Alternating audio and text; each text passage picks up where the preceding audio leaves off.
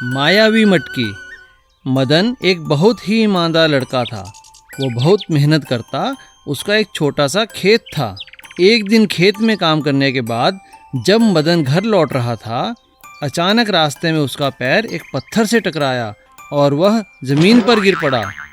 अरे, मेरे पैर के बीच में क्या अटका जो मैं गिर पड़ा? अच्छा, ये पत्थर है, इसे उठाकर कहीं दूर रख देता हूँ। मदन ने उस पत्थर को उठाया और पास ही पेड़ के नीचे घड़े में डाल दिया। वह घड़ा वहाँ पर पहले से ही पड़ा था, जो बिल्कुल खाली था। लेकिन अचानक देखते ही देखते घड़ा पत्थरों से भर गया। अरे, ये तो कोई मायावी मटका लगता है, इसे घर लेकर चलता हूँ। मदन की पत्नी मटका पाकर बहुत खुश होती है। अरे वाह, क्या ये सच में मायावी मटकी है? मैं अभी इसमें जेवर डालकर देखती हूँ। जैसे ही मटके में अपने जेवर डाले तो मटका गहनों से भर गया। मदन और उसकी पत्नी बहुत खुश थे। वे जब चाहते मटके में जेवर डालते और जेवर दुगने हो जाते और वे उन्हें बेचकर अपना घर चलाते। देखते ही देखते मदन और उसकी पत्नी ने अपना एक सुंदर घर बना लिया। अब वह खेत पर भी नहीं जाता। दोनों पति पत्नी बहुत खुश थे और अच्छी जिंदगी जी रहे थे। उनके पास अब किसी चीज़ की कोई कमी नहीं थी। जब कपड़ा चाहते तो घड़े में कपड़ा डाल देते, जब पैसा चाहते तो घड़े में पैसा डाल देते। ऐसा करते उन्हें कई दिन बीत गए। एक दिन उनके पड़ोसी श्यामलाल को उन पर शक होने लगा। अरे, कुछ ही दिनों में ये मदन इतना पैसे वाला कैसे हो गया? पहले तो बहुत गरीब था, 2 वक्त की रोटी भी नहीं थी उसके पास। अब देखो, कोई कमी नहीं है। लगता है इनके हाथ कोई खजाना लग गया है। मुझे इन पर नज़र रखनी पड़ेगी। श्यामलाल ने लगातार मदन पर नज़र रखनी शुरू कर दी। एक दिन उसने मदन की पत्नी को घड़े के अंदर कुछ सिक्के डालते देखा और कुछ ही पलों में मटका सिक्कों से भर गया। यह देख श्यामलाल की आंखें खुली रह गई। यही वो राज है जिसके कारण इन्हें कोई कमी नहीं रहती। बहुत धन कमा लिया मदन। और मौका पाकर श्यामलाल ने वह मटका चुरा लिया। लेकिन जैसे ही श्यामलाल ने अपना हाथ उस मटके में डाला, उसके कई हाथ हो गए। वह जोर जोर से चिल्लाने लगा, अरे बचाओ, अरे बचाओ, कोई तो मुझे बचाओ, मैं इस मटके में फंस गया हूँ। तभी मदन और उसकी पत्नी बाहर आए और उन्होंने मटका फोड़कर श्यामलाल के हाथ को बाहर निकाला। मुझे माफ़ कर दो मदन, मुझे माफ़ कर दो, मैंने ही तुम्हारा मटका चुराया था लालच में आकर। अच्छा हुआ ये मटका टूट गया, इसके कारण मैं भी बहुत आलसी हो गया था। जो मज़ा मेहनत की रोटी में है, वह मायावी चीज़ों में नहीं। बैम्बू मनी और जादुई कुल्हाड़ी। एक गांव में मल्लू नाम का एक आदमी रहता था। वो सुबह सुबह जंगल में लकड़ियां काटने निकल जाता और शाम को जितनी भी लकड़ियां इकट्ठे करता उन्हें शहर में बेचकर अपना गुजारा किया करता था। उसके पास संपत्ति के नाम पर 4 बकरियां और एक कुल्हाड़ी थी। वो रोज अपनी बकरियों को अपने साथ जंगल में चरने के लिए ले जाया करता था और अपनी कुल्हाड़ी से लकड़ियां काटता और बकरियों के खाने के लिए हरी हरी पत्तियां भी काटा करता था। वो अपने काम से बहुत खुश था। एक दिन जब वो सुबह सुबह मुस्कुराते हुए जंगल की ओर जा रहा था, तभी एक आदमी ने उससे पूछा, अरे भाई मल्लू, क्या बात है, बहुत खुश लग रहे हो, कहाँ जा रहे हो अपनी बकरी और कुल्हाड़ी लेकर? अरे सेठ जी, अपना क्या है, अपनी तो बस 4 बकरियां और ये जादुई कुल्हाड़ी। जब तक मेरे पास है तब तक बस खुशी ही खुशी है, समझो। अच्छा भाई, ठीक है, तुम्हारी तुम जानो। मल्लू उस आदमी को ये जवाब देकर जंगल की ओर चला जाता है और जंगल के बीचों बीच पहुंचने के बाद वो अपनी बकरियों से कहता है, अरे चलो आज चरने नदी के उस पार चलते हैं, वहाँ बहुत लकड़ियाँ भी हैं। और मल्लू अपनी बकरियों को लेकर नदी के उस पार चला जाता है और वहाँ पर वो अपनी कुल्हाड़ी से ये कहते हुए लकड़ियाँ काटने का काम शुरू करता है, चल भाई मेरी जादुई कुल्हाड़ी शुरू हो जा। लेकिन मल्लू जैसे ही लकड़ियां काटने के लिए कुल्हाड़ी चलाता है, वो उसके हाथ से फिसलकर एक बांस के झुरमुट में जा फंसती है। और जब वो बांस के पास कुल्हाड़ी उठाने जाता है तो देखकर हैरान रह जाता है कि बांस का झुरमुट नीचे से उखाड़ा गया था। है ये क्या? बांस का झुरमुट जमीन से उखाड़ा गया है और यहीं छोड़ दिया है। भैया इस जंगल में मेरे अलावा और कौन लकड़हारा आ गया? चलो मेरा काम आसान हो गया, इसी को काटता हूँ। अभी वो कुछ सोच ही रहा था तभी उसे किसी के आने की आवाज आती है। एक झाड़ी के पास छुपकर देखने लगता है। तभी वहाँ पर 4 चोर आते हैं और वो बांस के झुरमुट के पास से हटाकर अपना सारा खजाना चेक करते हैं। उनमें से एक कहता है, सरदार सब सही है, सारा खजाना यही है। हाँ हाँ ठीक है, कल इसे निकाल कर बेच देंगे। ऐसा कहकर वो चारों चोर वहाँ से चले जाते हैं। मल्लू के मन में पहले तो बेईमानी आती है, लेकिन क्योंकि वो ईमानदार था वो फटाफट शहर जाकर पुलिस को सूचित करता है और पुलिस वहाँ आकर घेरा डाल लेती है। अगले दिन जैसे ही चोर खजाना लेने आते हैं तो पुलिस चारों चोरों को खजाने समेत पकड़ लेती है और मल्लू को ढेर सारा इनाम मिलता है। इतना सारा पैसा देखकर मल्लू खुश हो जाता है और इस तरह बैम्बू मनी पकड़वाए जाने के कारण इनाम पाने की वजह से वो अपनी जादुई कुल्हाड़ी का धन्यवाद करता है। अरे वाह मेरी कुल्हाड़ी, तू तो वाकई ही जादुई निकली। तेरा बहुत बहुत धन्यवाद, ऐसे ही मेरा साथ देते रहना। पहिया बैल ट्रैक्टर। चंद्रपुर गांव में हरीश नाम का एक आदमी रहता था। उसके पास एक ट्रैक्टर था। वो अपने ट्रैक्टर से गांव के सभी किसानों के खेतों में खेती करने और उनकी फसलों को शहर तक पहुंचाने का काम किया करता था। उसके काम के सभी किसान काफ़ी खुश थे क्योंकि वो समय पर उनके खेतों में खेती कर देता था और समय पर उनकी फसलें शहर में पहुंचा दिया करता था। हरीश का बेटा मनीष शहर में मैकेनिकल इंजीनियरिंग की पढ़ाई कर रहा था। सब कुछ सही चल रहा था। एक दिन एक किसान ने हरीश से कहा, अरे हरीश भैया, इस बार ना मेरी फसल पहाड़ के उस पार वाले शहर में ले जाकर बेचनी है, काम हो जाएगा ना? हाँ हाँ रामू, हो जाएगा, तुम फिक्र मत करो, तुम बस फसल काटने की तैयारी करो। हाँ हाँ हाँ हरीश, हमें पूरा यकीन है, बस 2 दिन बाद तुम अपना ट्रैक्टर तैयार रखना भाई मेरे लिए। हाँ हाँ रामू ठीक है, मैं चलता हूँ, 2 दिन बाद मिलते हैं। हरीश ऐसा कहकर वहाँ से चला जाता है और घर जाते हुए जब वो पहाड़ के रास्ते को देखता है तो सोच में पड़ जाता है। अरे मैंने वादा तो कर दिया है, लेकिन पहाड़ी पर मैं ट्रैक्टर चढ़ाऊंगा कैसे? वो भी फसलों से भरा हुआ ट्रैक्टर। यहाँ तो काफ़ी ऊंची नीची पहाड़ियाँ हैं, बड़ा मुश्किल हो जाएगा। चलो घर जाकर सोचता हूँ। हरीश जब घर पहुँचता है तो अपने बेटों को देखकर हैरान हो जाता है। अरे मनीष, तुम, क्या बात है भाई, अचानक कैसे? पापा वो असल में शहर में ना चुनाव है, तो इसलिए हमें 2 दिन की छुट्टी मिली हुई है। अरे वाह बेटा, बहुत अच्छा किया तुमने, मुझे वैसे भी तुम्हारी बहुत याद आ रही थी। रात को खाना खाने के बाद जब मनीष अपने पिता से मिलने जाता है तो उन्हें चिंता में डूबे हुए देखकर उनसे पूछता है, पापा क्या बात है, आप चिंता में लग रहे हो? हाँ बेटा क्या बताऊँ, अब तुम तो मैकेनिकल इंजीनियर हो।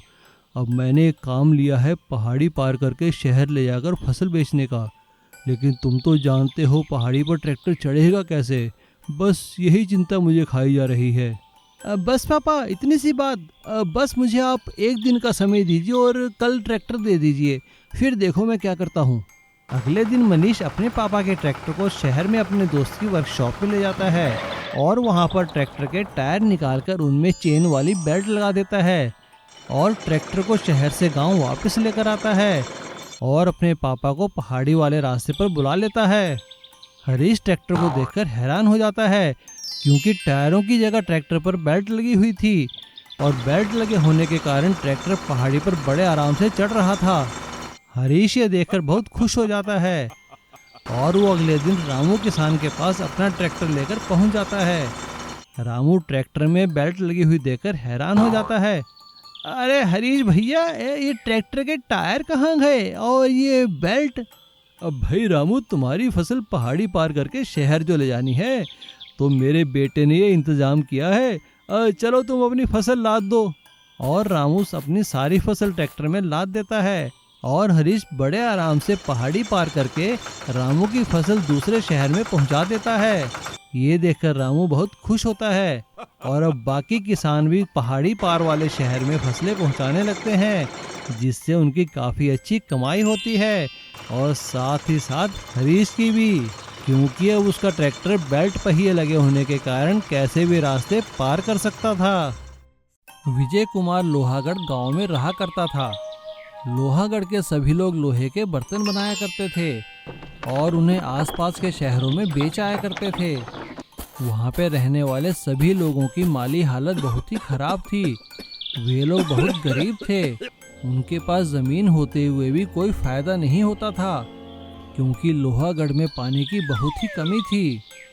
उन लोगों को काफ़ी दूर से पीने का पानी लाना पड़ता था। खेती के लिए तो बिल्कुल भी पानी नहीं होता था। एक दिन विजय कुमार जब काम के लिए निकलने लगा तो उसकी बीवी ने उसे खाना और पानी देते हुए कहा, ये लीजिए, आपके लिए रोटी भी बांधी है और ये थोड़ा पानी था घर में, सारा आप ही को दे रही हूँ। रास्ते में प्यास लगे तो ज़रूर पी लेना और बच जाए ना तो घर ले आना, क्योंकि अब और पानी तो बचा नहीं।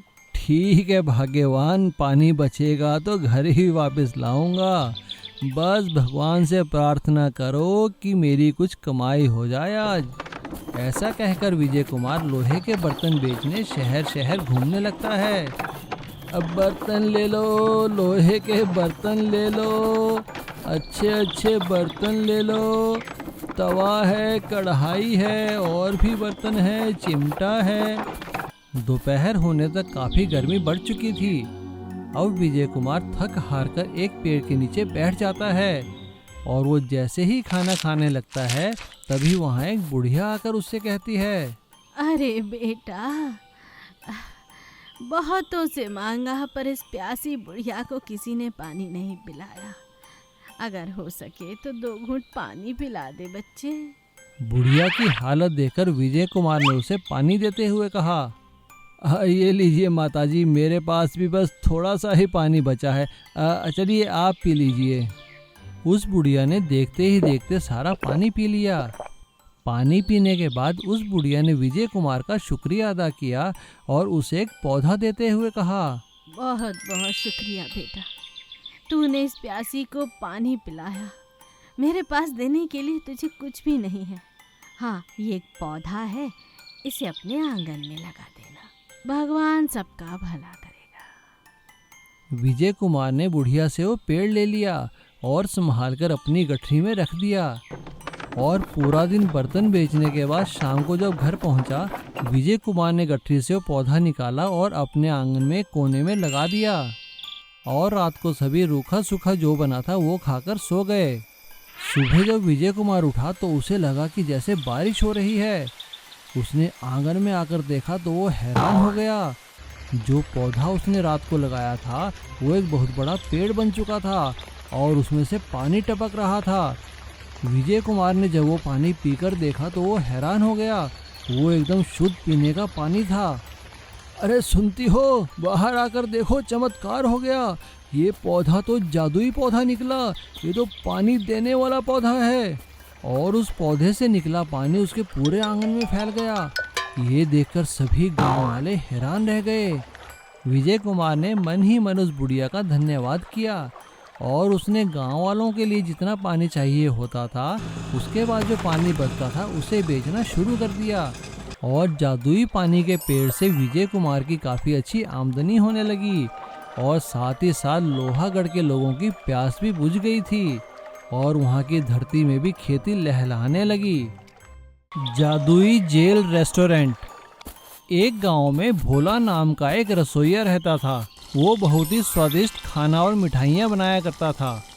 आसपास के सभी गांवों और शहर से लोग उसे अपने शादी ब्याह में खाना बनाने के लिए बुलाया करते थे।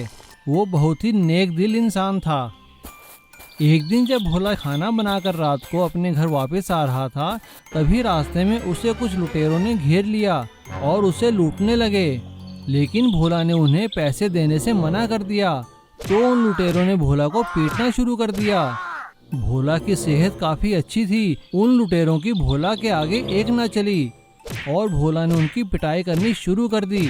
लेकिन तभी एक लुटेरे ने चाकू निकाल लिया और वो जैसे ही भोला को चाकू मारने लगा, दूसरा लुटेरा उसके बीच आ गया और वो चाकू उस लुटेरे को लग गया, जिससे उसकी मौत हो गई।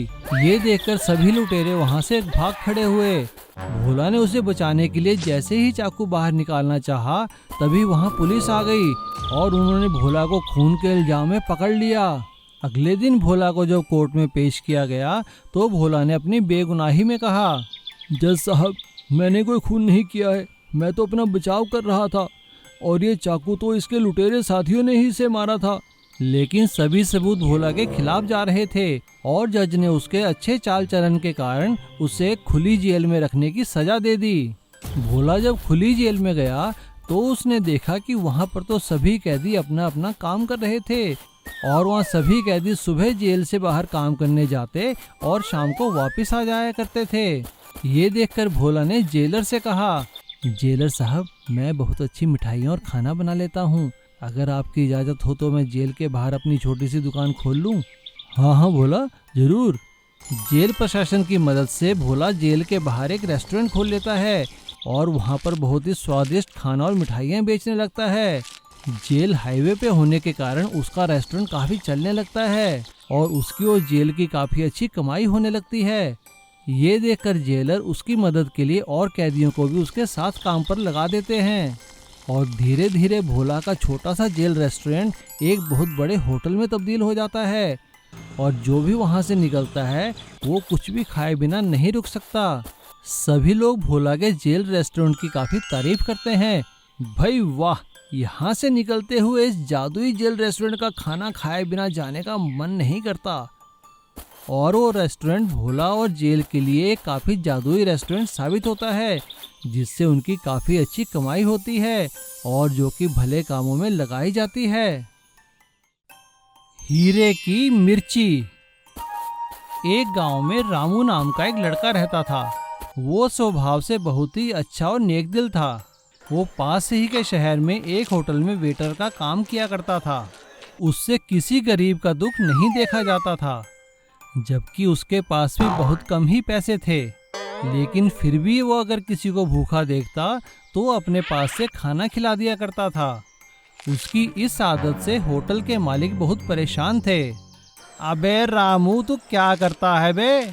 इतना कमाता नहीं है, उतने का तो गरीबों को खाना खिला देता है। देख भाई, मैं तो तुझे मुफ्त में खाना खिलाने वाला नहीं हूँ। अरे सेठ जी, क्या फ़र्क पड़ता है? 100 रुपये कमाता हूँ तो 10 रुपये इन गरीबों को खिला देता हूँ। और मैं भला कौन सा आपसे मुफ्त में लेता हूँ? मेरी तनख्वाह से पैसे काट लीजिए। अरे ठीक है भैया, जैसी तेरी मर्जी।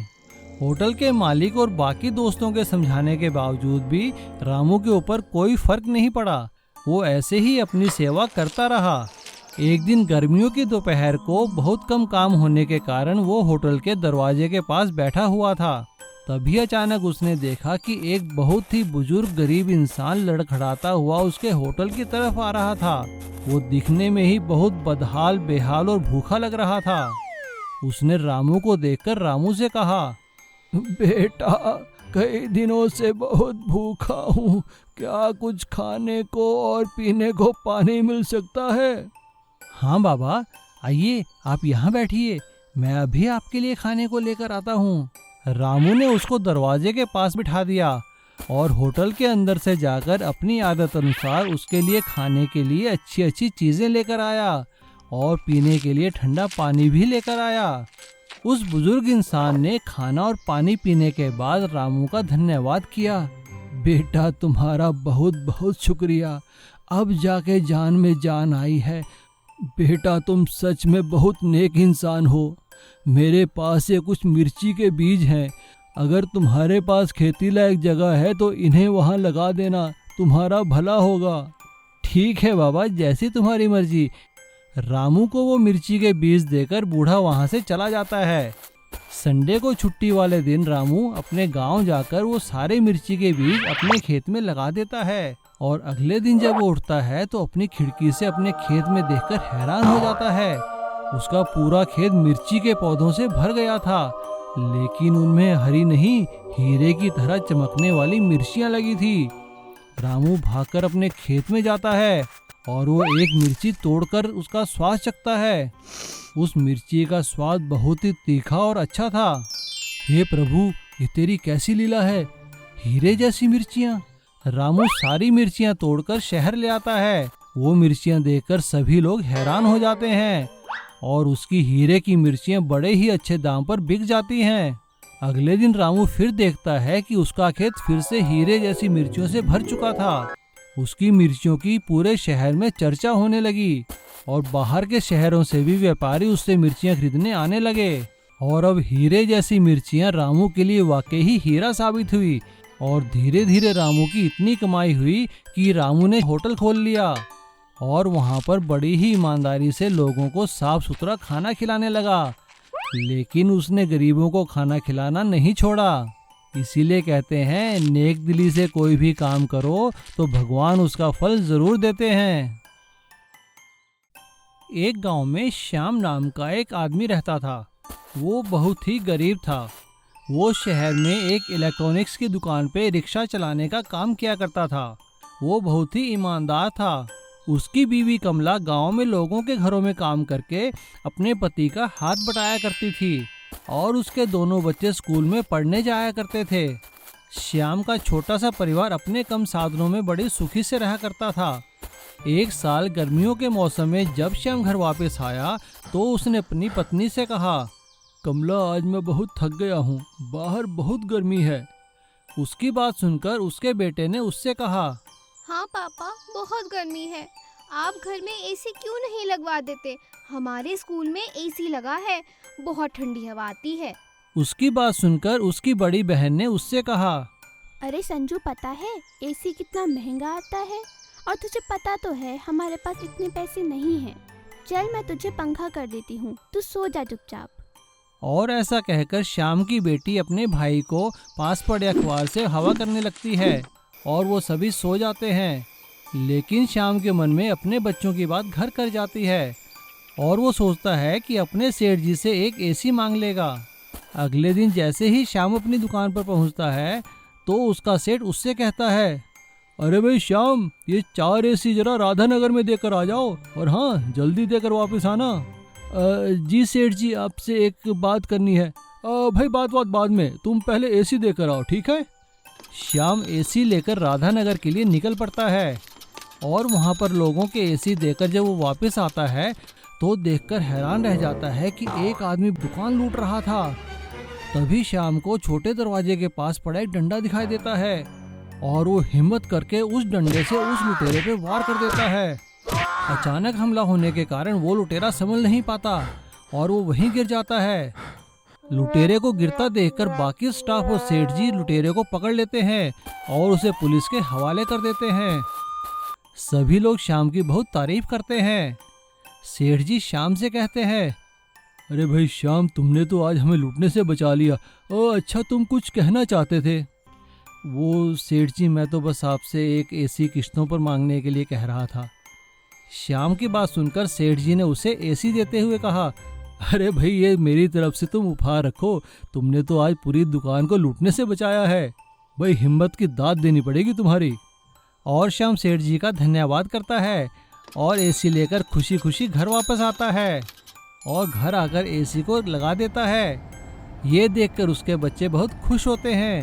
हुर्रे, हमारे घर एसी आ गया। और वो लोग रात को चैन की नींद सोते हैं, वो भी एसी की ठंडी ठंडी हवा में।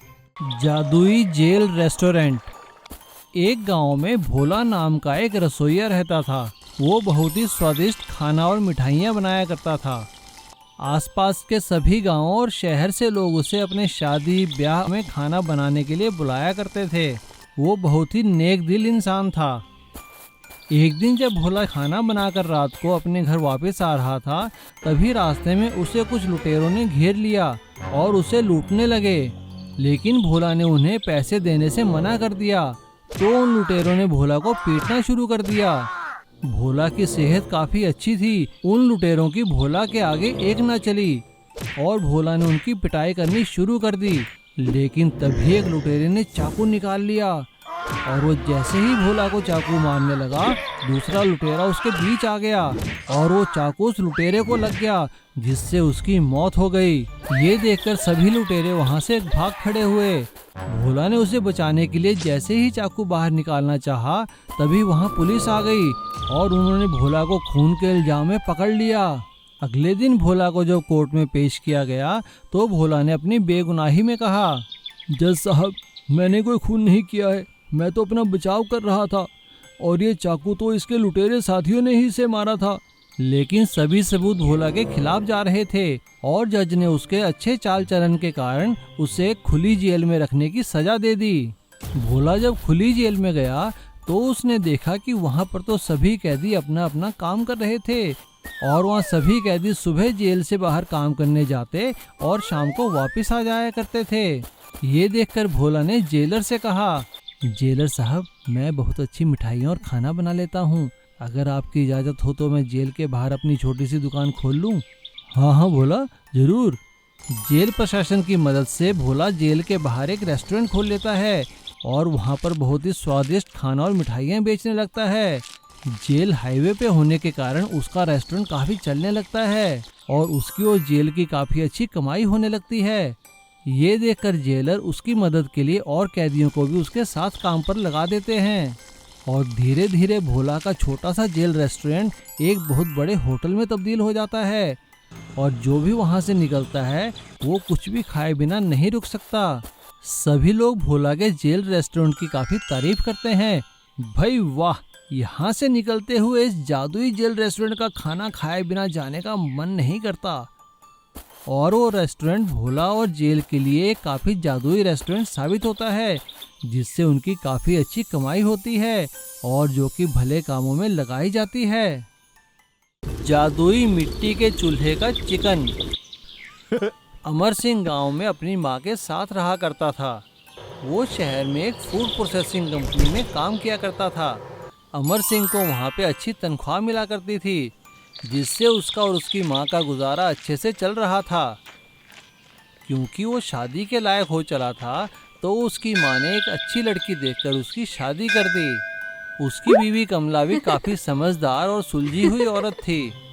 उसने आते ही अमर सिंह का और उसकी माँ का ख्याल रखना शुरू कर दिया।